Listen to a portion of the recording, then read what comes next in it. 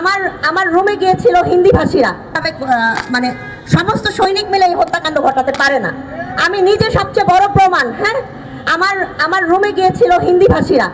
বিডিআরের আমার হাজবেন্ডের সাথে আমি 3.5 বছর ছিলাম পিলখানাতে, আমি বিডিআরে। তো আমি কখনো 3.5 বছরে শুনিনি কোনো সৈনিক কোনো সময় হিন্দিতে কথা বলছে। শুধুমাত্র 25 ফেব্রুয়ারিতে শুনেছিলাম 3 জনের মুখে। আর আমার হাজব্যান্ড দরবার হলে থেকে আমাকে ফোনে বলেছিল ইন্ডিয়ান্স, এনএসজি এবং ইন্ডিয়ান্স। তাহলে এখানে কি প্রমাণ হচ্ছে না?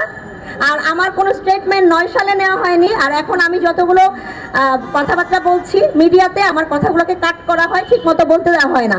আর আমার হাজব্যান্ডের ডেড বডি যে পাওয়া যায়নি এইটার কথা যেটা বলছি, গতকালকে আমি 2টা সাক্ষাৎকার দেওয়ার জন্য কবরস্থানে গিয়েছিলাম।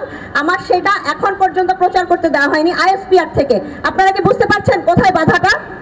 আর আমার ছেলেকে আইএসএসবি থেকে বাদ দেওয়া হয়েছে, কারণ মেজর তানভীরের সন্তান সশস্ত্র বাহিনীতে জব করতে, মানে সশস্ত্র বাহিনীতে সার্ভিস করতে পারবে না, কারণ আরেকটা মেজর তানভীর গড়ে উঠুক সেটা কখনোই বর্তমান সেনাপ্রধান চান না।